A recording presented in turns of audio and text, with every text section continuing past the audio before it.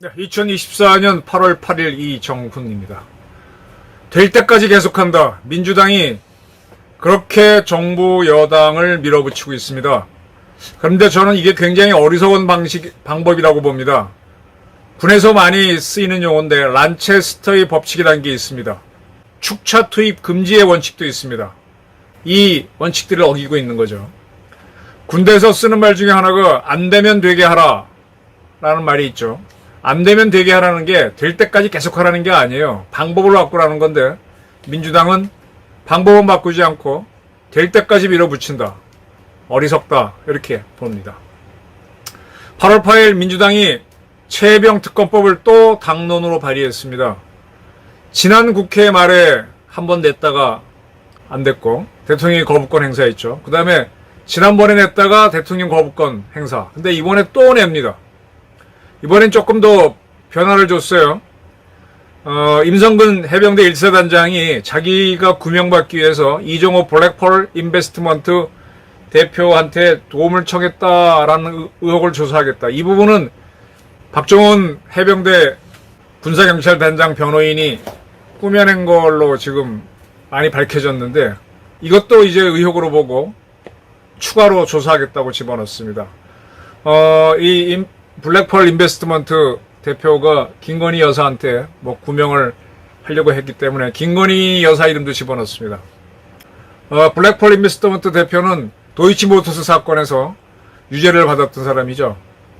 그래서 김건희 여사를 안다고 보고 그 루트로 임성근 사단장을 구명하자 뭐 이렇게 했다는 건데 글쎄 뭐 하여간 이걸 넣어서 이거는 이미 민주당에서도 이건 아니다. 이거 문제 있다라고 했던 건데 이걸 넣은 특검법을 또 발의를 했습니다. 뭐 몇 가지 변화 줘봐야 그 밥에 그 나물인데 지금 민주당은 이 특검법이 최혜병 특검법이 될 때까지 계속 밀어붙이겠다라는 태도인 것 같아요. 또 이게 이제 발의됐으니까 민주당이 절대 다수인 본회의 통과하겠죠. 그럼 대통령이 거부권 행사하면 또 이제 또 4차 발의, 5차 발의 그러겠다는 것 같아요.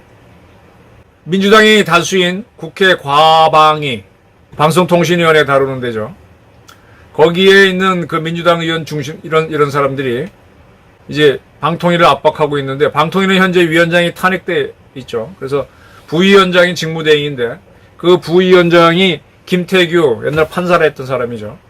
권익위 부위원장 하다가 이쪽으로 옮겨왔는데 지금 김태규 부위원장이 저 앞선 방송에서 거의 나를 탄핵하라는 식으로 강하게 대응을 하고 있습니다.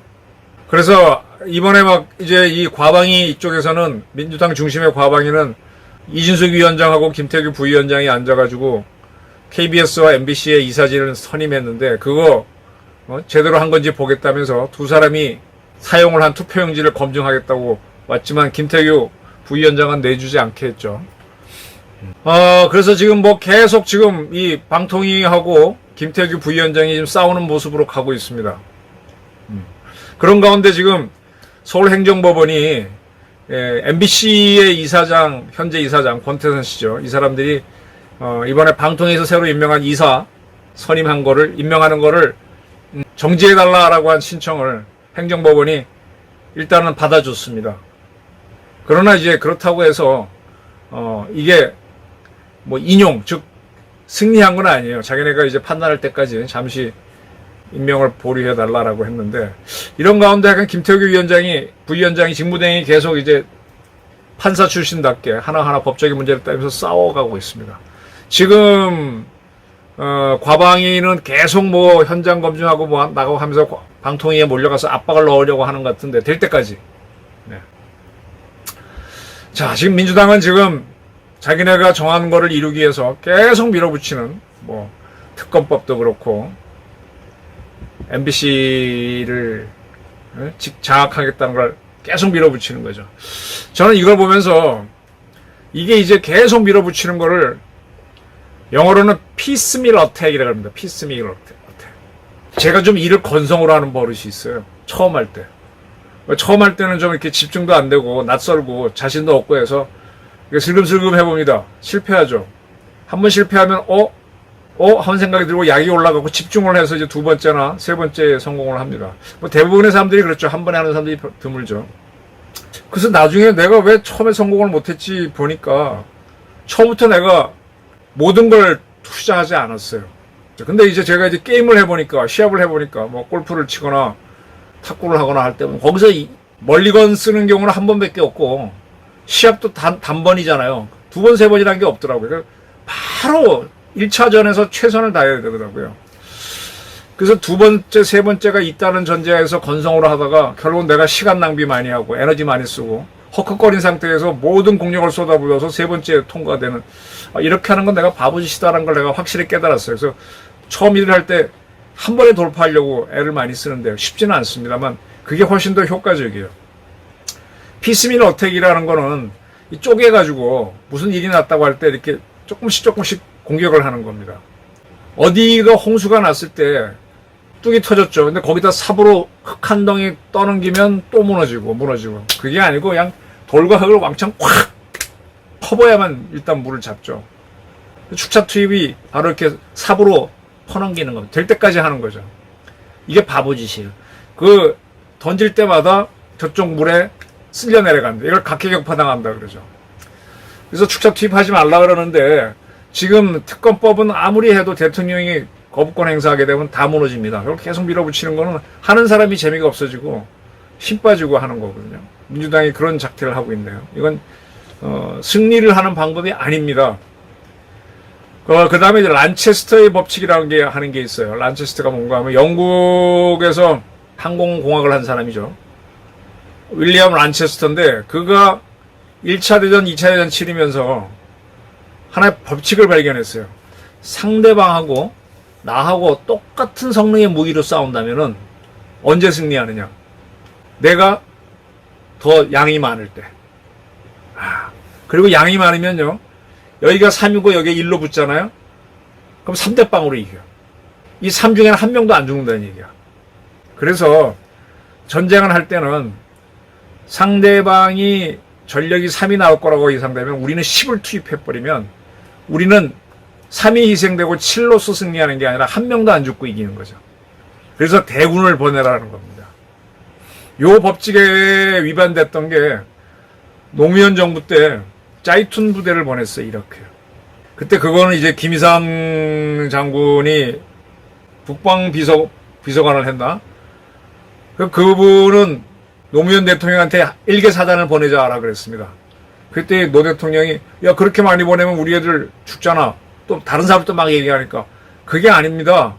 우리가 많이 가면 많이 갈수록 한 놈도 안 죽고 조금은 가면 조금 갈수록 오히려 맞습니다.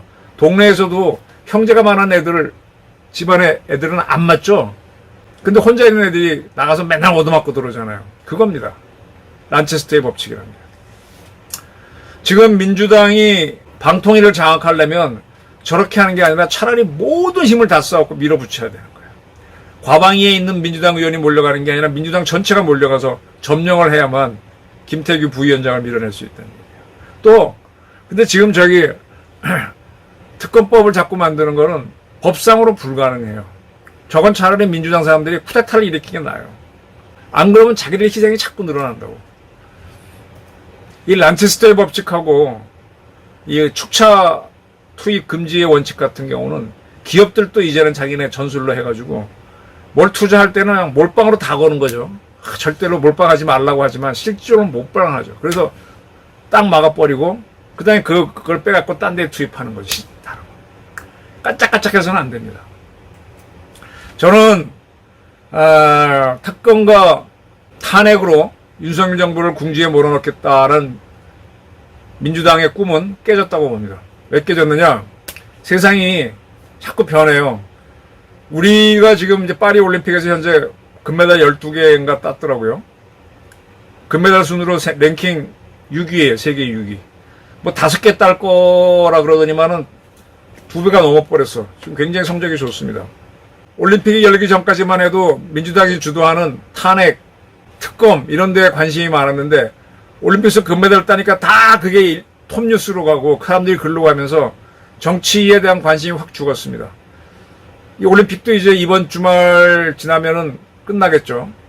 그러면 다시 이제 정치로 뉴스가 갈 텐데, 그때 되면요, 이 탄핵과 특검에 대한 관심이 확 떨어집니다. 이런 상태에서 지금 뭐 이란하고 이스라엘이 티격태격한다든지, 현재 또 우크라이나가 러시아 본토로 15km인가 20km 진격했죠. 이런 식으로 전쟁이 일어나면 그쪽 게 더 많이 보도가 되면서 이 국내 정쟁은 덜 보도가 돼요. 지금 민주당은 뭐하면 계속 축차 투입하다가 실기했다는 얘기입니다. 정말 윤 정부를 탄핵시키고 싶었으면 목숨을 걸고 탄핵을 밀어붙였어야 돼요. 근데 그게 법상으로 안 되니까 쿠데타라도 했어야 되는데, 그리고 그게 어차피 안 된 거라면 이건 하지 말고 다른 공격을 했었어야 돼요. 되지도 않은 공격을 하는 겁니다. 지금 이진숙 방통위원장 탄핵시키면 방통위가 쭈그러질 줄 알았더니 김태규 부위원장이 잘 맡고 있으니까 힘들어진 거죠. 그런데가 올림픽 때 한국이 크게 선전을 하면서 관심이 글로 갔다가 다시 이제 정치로 와도 이제 시큰둥해집니다. 민주당이 동력을 잃습니다. 이런 걸 계산하지 않고 축차 투입하는 민주당을 보게 되면, 아, 여기에 전략팀이 없구나. 있겠지. 있는데 그 사람이 이재명한테 얘기를 할 만한 처지가 못 되는구나. 그럼 결국은 이재명이 이걸 받아줘야 되는데, 이재명도 아이디어가 없는 평범한 사람이구나. 그렇다면 그 사람이 이긴다는 답은 쉽게 안 나오죠. 제가 그랬습니다. 얼마 전에도. 지금 탄핵 갖고 밀어붙이는 이재명은 성공하지 못할 것이다. 이제는 9월달 들어가기 시작하면은 이재명 씨 1심 재판들이 나오면서 유죄가 떨어질 겁니다. 바뀝니다.